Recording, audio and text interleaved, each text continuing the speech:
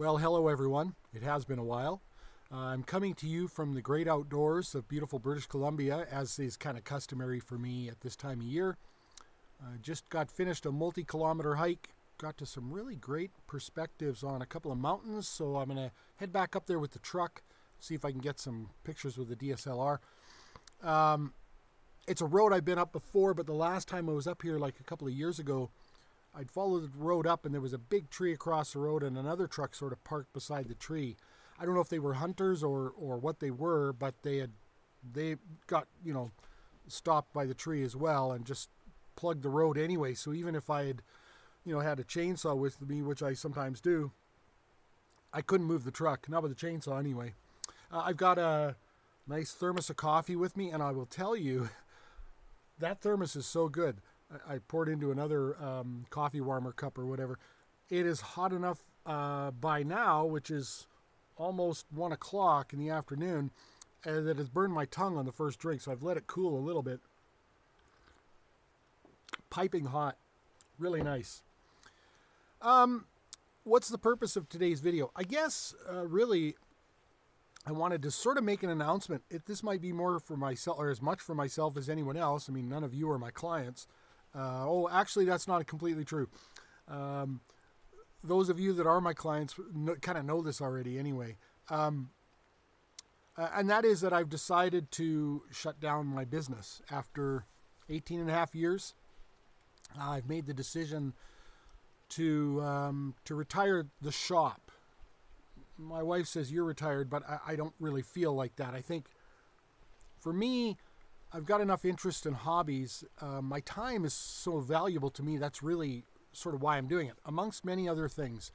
I don't want this to be a psychology channel, or even oddly enough, a spirituality channel, being that, I sort of started in the atheist space. Although that comes with that's fraught with its own baggage, right? These labels, right? Because what does it really mean? I definitely feel like I've got a lot of things to keep me busy. I've got a lot of hobbies that I would like to perfect. I feel like I've done a lot of things really, really half-assed, or sort of from a distance, from afar, admiring from afar.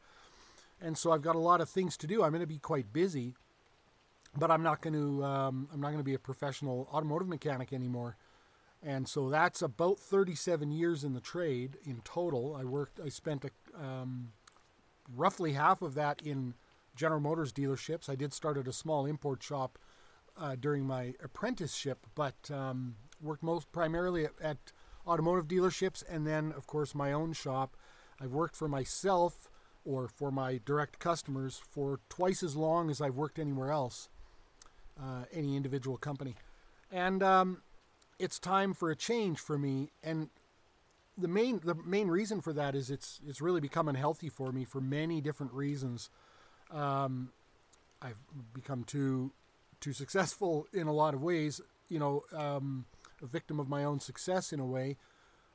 The way that I operate the shop has been one of those things that's very good for my customers, and it's good for building a business and having a good reputation, which I do, but it's not great for my personality type, unfortunately. And that is, I tend to wear everything here.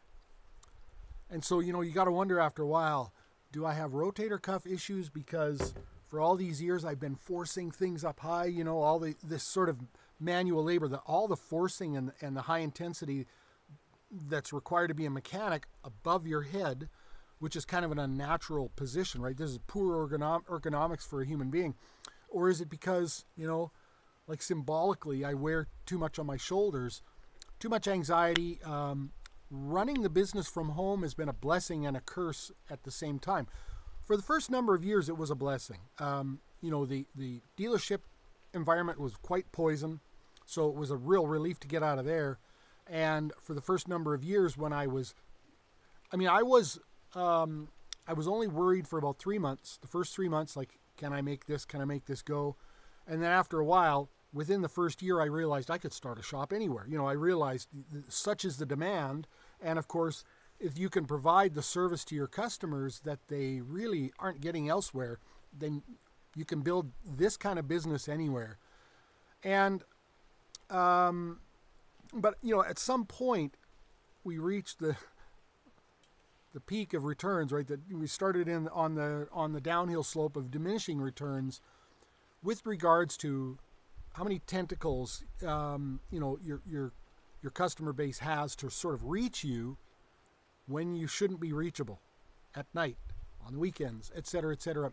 Plus, having the business from home, again, it's a luxury at first because you're not driving half an hour, 45 minutes or whatever, 2 times a day to get to work, depending on where any of you live and work. That can be anything from just a nice drive to, the whole rush hour traffic congestion BS.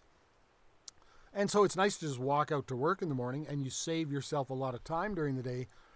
But after a while, if you provide the service, which I think is kind of necessary because most people do work, if you provide the service of early drop-off and late pickup, then you're going to have people sort of driving into your property.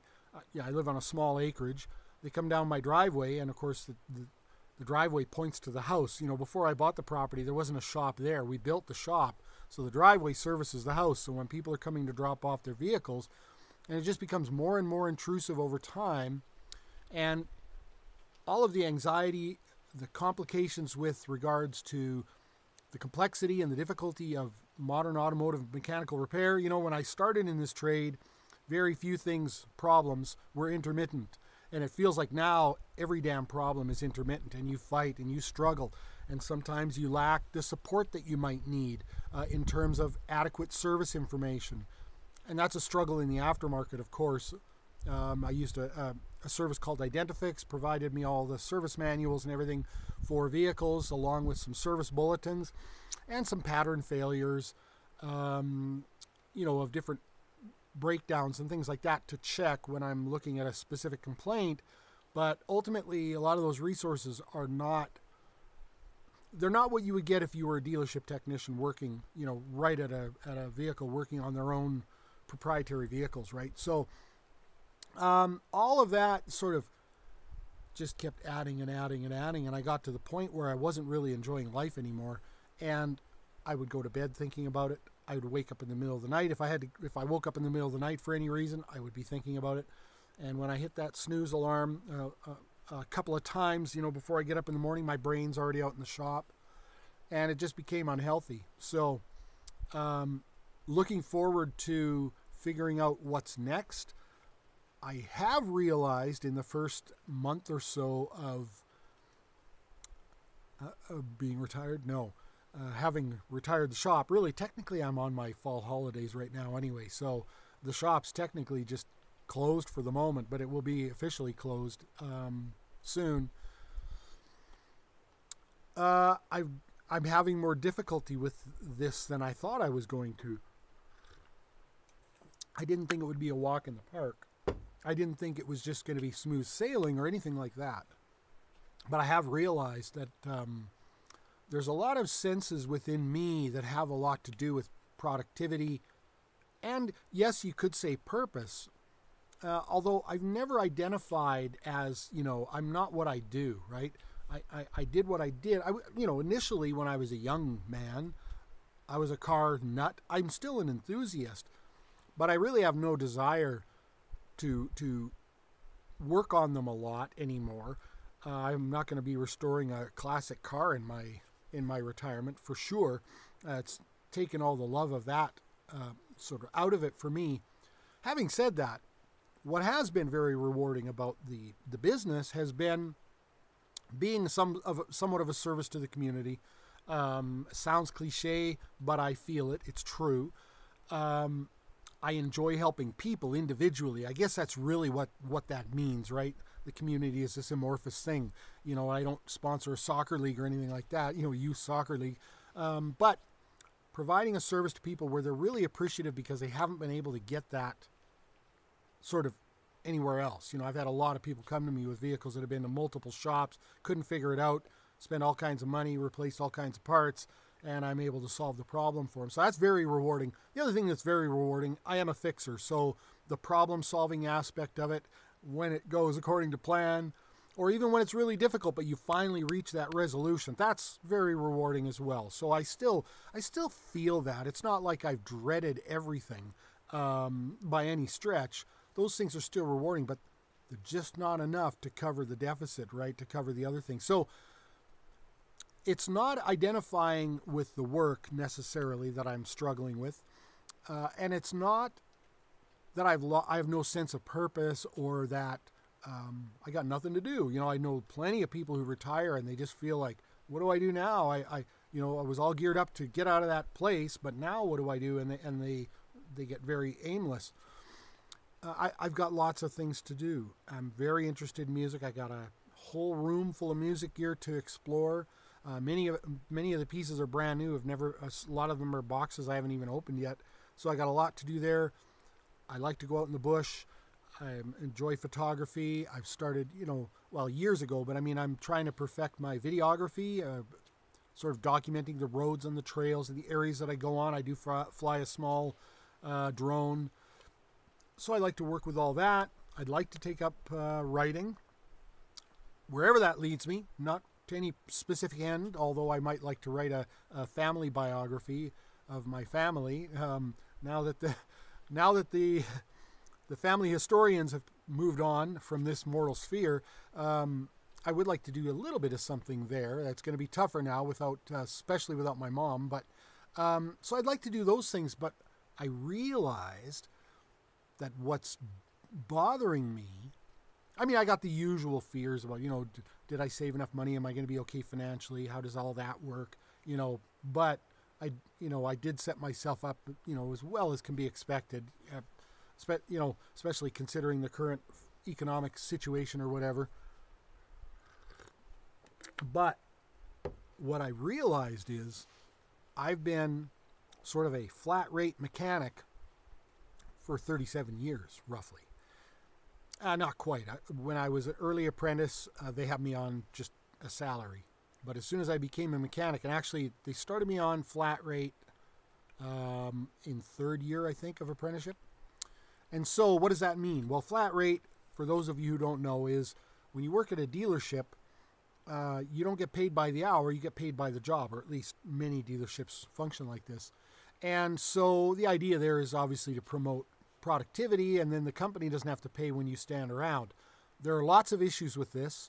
Primarily, when a vehicle comes in with a warranty condition, the flat rate that's paid under warranty is different, and by different I mean much less, than the flat rate paid by a customer to the dealership. And so, of course, that's reflected in the technician's pay. But over time, I developed the skills to be very good at flat rate and to actually bank hours, to make more hours in a day than I was physically there. And that's sort of the point. Obviously, from the technician side, there would be no benefit to being paid flat rate. It would be all downside if you could never make more than an 8-hour day, let's say, but you could always earn less, even if you were there for 8 hours. And I got very good at that. Now, when I left the dealership, I kind of put my flat rate mentality aside because I was focused on building a business and my customers, and I knew that I wouldn't be able to count on that kind of productivity.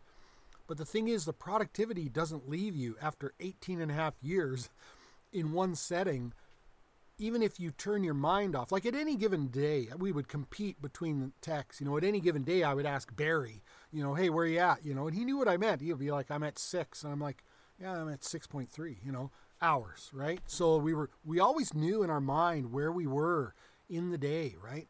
So that's a little insight for those of you who take your vehicles to a dealership, Now, in my particular case, and in many of the guys' cases, there's a big problem with comebacks, right? So you do not want something that you've fixed coming back. Obviously, professional pride takes a hit with that, but of course the dealership is going to come down on you as well.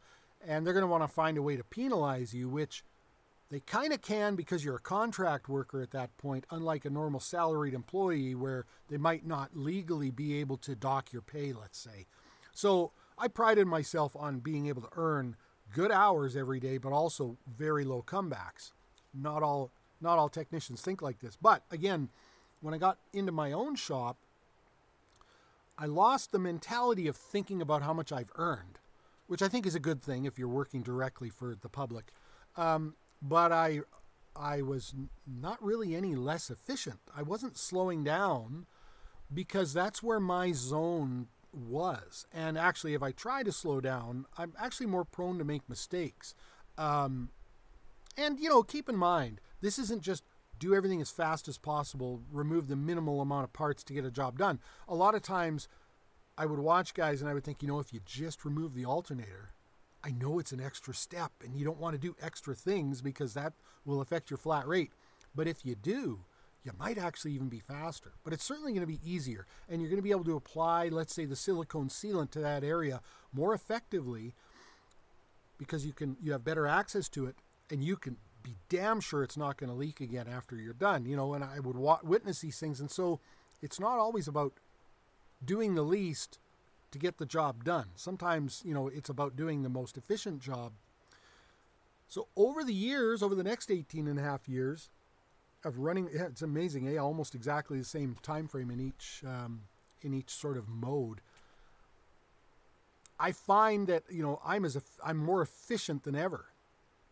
And I'm sometimes amazed, sort of without being vain, I'm amazed at the amount of work I can get done in a day. Like, it's actually impressive to me. And I'm not easy to impress when it comes to myself. I'm my own worst critic, right? But now, I feel like I need to be that productive. And so if I go down in the basement and want to play some keyboards or something like that, what was my product? What did I produce, right? And same when I come in the bush, and that's never been the case for me before. Like when I took holidays, this is a cherished block of time, and I know what to do with it, and it's all for me. And I can go up in the bush, and I could sit at a place like this. I'm overlooking an amazing mountainscape, and I could sit here for hours and just think about life, think about my parents, think about all kinds of things. And I don't need anything to show for it. I'm fine. If I come home and my wife asks me if I had a good day and I say it was beautiful, like that's enough, right? But this feels different because I know that I've retired the shop and I feel like I need to produce a product every time I do something. And that's hard to shake a little bit. I've also realized probably a lot of internal things that have been going on. I mean, internal up here, not necessarily internal down here, although, we all got bodily issues, I guess, to one degree or another, that I was able to keep pushed to the side because I was working all the time and I had, always had things to do. It didn't matter, if it was the weekend. I got a certain amount of time to get those things done, and then I'm back in the shop. And so I want to spend quite a bit of time trying to figure some of those things out. It's interesting. I mentioned earlier, this channel really started in the atheist space, and that's problematic. There's a lot of baggage that comes along, I think, with sort of being in the atheist community, which it's not. But there's a lot of assumptions that everyone has sort of similar thoughts on things. And I've had some people exit my channel because they realized that we didn't share all the same thoughts about certain social issues, let's say, or political issues. And so, they demonstrate the problem with calling atheism a worldview, I suppose. Because it really isn't. It's a position on one particular thing. And for me, it's actually very limited in scope. And so to that end, there are a lot of religions and philosophies that have certain premises and certain practices behind them that all kind of converge in a way. Even Christianity, with a lot of them. And I'm not saying that I'm a believer or anything like that, but there's some pragmatism in the commonality between these things as it relates to how one approaches life. How does one approach inner peace? How does one approach relationships and things like that? How does one approach their own health? I think there's some, so what am I referring to specifically? Well, I think health is one aspect of it. Manifestation is another. And a lot of the points about well-being, I think, is another.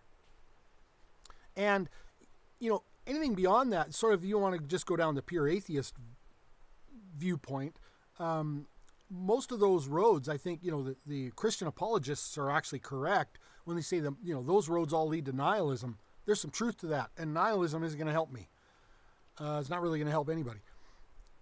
And I do know from my own past experience, especially when I was younger and I was more connected to these things, that manifestation or manifesting things, experiences, that sort of thing, that works. That is a real thing, and you can attribute it to whatever you like. You could, in a purely materialistic view, you could attribute that to, constantly visualizing what you want and setting your mind on a path, and you're actually going to, let's say, pick up on opportunities that you might not have otherwise noticed, right?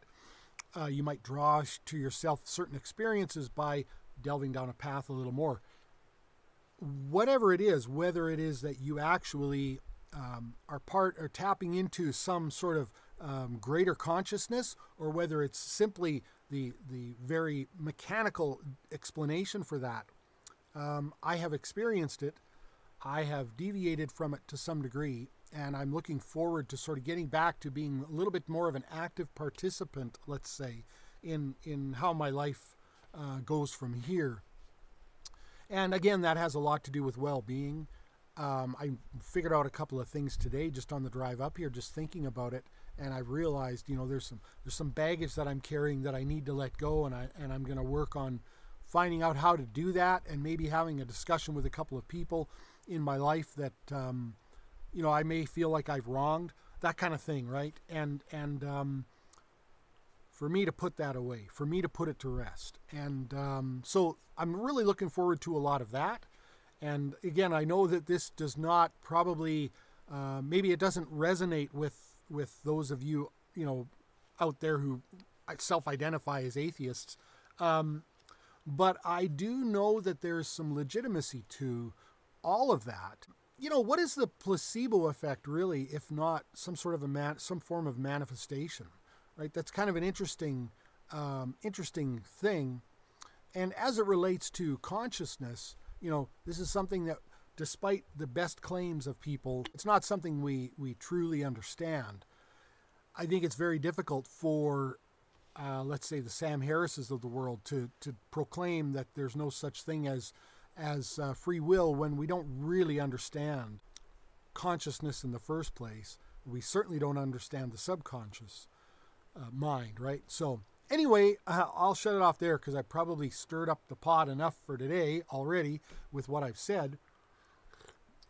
But hey, I've accomplished something. Good or bad, I made a video. Anyway, I welcome any of your thoughts and some congratulations possibly for the chapter, the new chapter that I'm embarking on, and I feel more chipper than I did when I started the video. Maybe that's a good sign. Just getting things off my chest, I think, even, or just expressing them out loud. It's another thing, right? Daily affirmations out loud to yourself in the mirror, etc., etc. The power of that is amazing. My daughter was reminding me of a lot of that yesterday. She's seeing a lot of success in her life right now, and she'd faced a tougher time a number of years ago, and these are all the mechanisms that she used on top of meditation and other things to get herself in a better headspace, and then good things start happening. So that's the journey I'm going to try to embark on. No, that's the journey I am embarking upon. I welcome your thoughts in the comments below. Thanks for hanging in there.